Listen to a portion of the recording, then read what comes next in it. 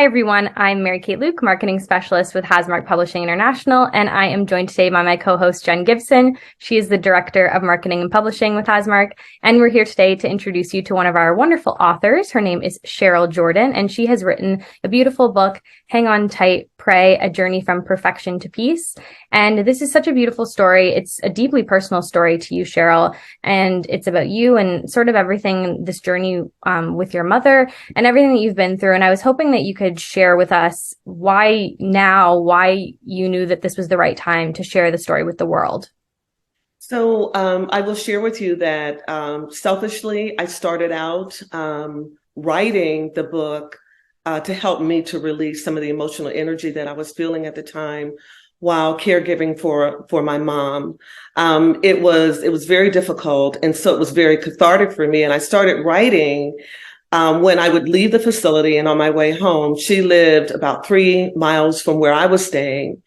And I found myself journaling into my phone, and then I continued to journal. And next thing I knew I had 2 pages, then I had 3 pages, then I had 10 pages.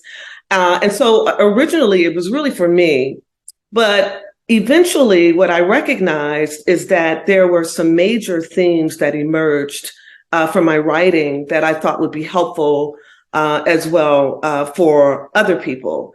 Individuals who are caregivers or anyone that's going through any type of traumatic change in their life. That was what was important for me. And that's why I decided to write it. And it was very difficult, of course, to write because it would take me back to those moments with my mom. But it was still very important because what I realized is that some of the themes that emerged were some of the things that I actually work on or provide to my clients as a coach. So learning to surrender and, looking for joy, even in moments that may be very, very difficult. So it was for caregivers and also for anyone that was going through any kind of trauma. And also looking at how at times we strive for perfection in the execution of our duties. And that was a big one for me.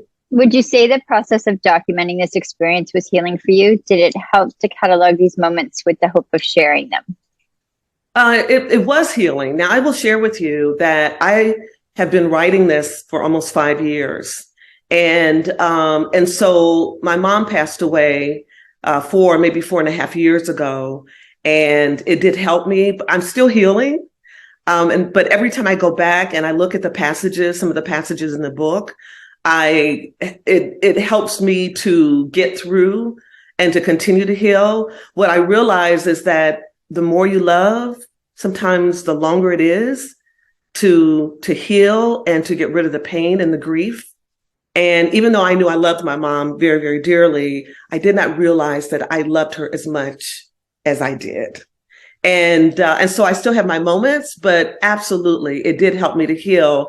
And it helped me to recognize some very important things that sometimes we hold on to. I think it is in our society to strive for perfection, to be perfect in everything we do. And what I was doing, I was battling with her mortality. And so it helped me to realize that I did what I needed to do at the time. And that there was no way that I could control nature.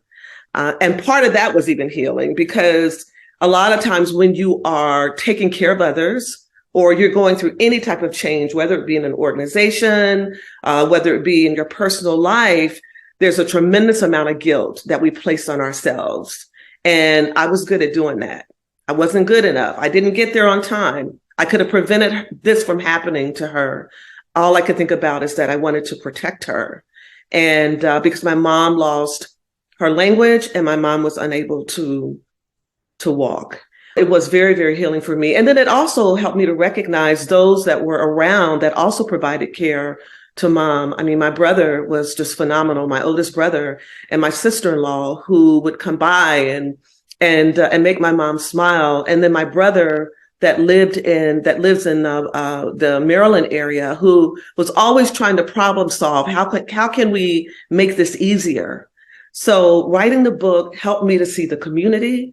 It helped me to recognize the importance of surrendering to things that we cannot control in our lives. Even if you can't directly relate to exactly what you were going through, we can all sort of relate to that big love and loving on people so much that you don't think about what happens when they're gone and how long it can take to, like you said, heal from that. It's sometimes a forever journey to get to healing or to get to a place where you feel like you can fully kind of move on from that. So this is a really, really special story. Yeah, it is. It is special on so many levels because there was definitely pain.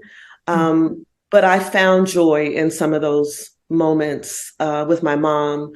I had been living away from her for 20 years. Even though I talked to her on the phone every day, we argued, we loved all over each other. I would still see her.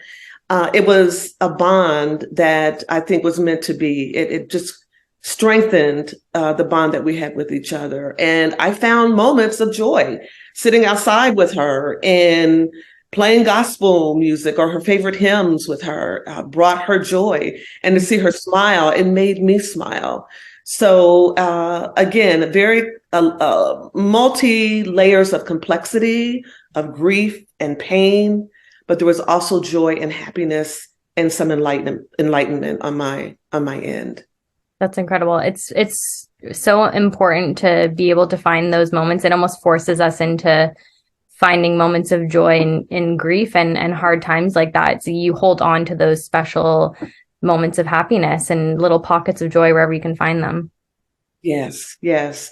I will tell you who else was very, very helpful was my son, Iman. And there were times when I would leave the facility and instead of journaling, I would call him and I would share with him, what occurred during the day. And I will say the lack of care at times that my mom received.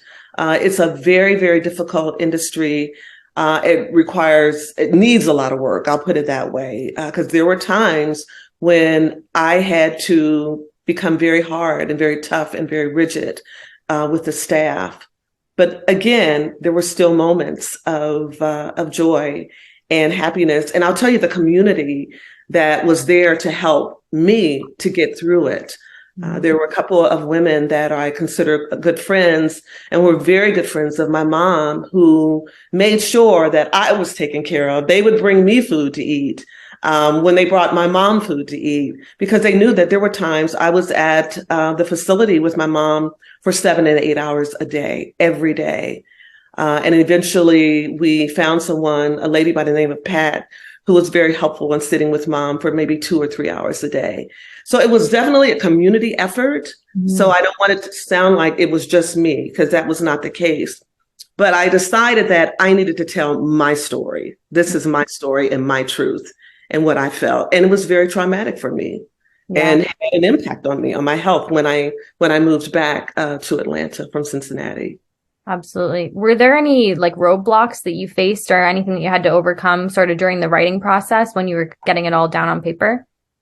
Probably, as I said before, going back and revisiting some of the things, some of the memories that occurred, some of the negative memories that occurred, and even some of the positive ones too. It would send me into a state where I felt like I had to emote and I had to stop writing. The other thing was that I wanted to make sure that I did not offend anyone in my writing. And because again, what I learned from my mom is that we all have different expectations, right? And what I expect is not what someone else may expect or give. And, but I finally made a decision that I have to be honest with where I was at the time and what I was feeling, because this was about me. I'm gonna be honest with you. It was about me and my mom and my memories with my mom. It was a love story in a way. And it forced me to go back to some of my childhood memories with my mom. Some childhood memories that I needed to let go of. So that gets back into the cathartic piece of it. But those were the things that maybe got in the way. And I might not look at the manuscript for 2 or 3 weeks at a time. What do you hope readers will take away from this story and carry with them to their own lives? I think I mentioned earlier, it is this whole striving for perfection and trying to find peace in the midst of the storm, not being so hard on yourself when you are engaged in either a caregiving activity or if it is another situation in relationships. The whole word of perfect or perfection, it gets under my skin. And I think that it's something that we promote in our society, but to me, it is an unachievable state.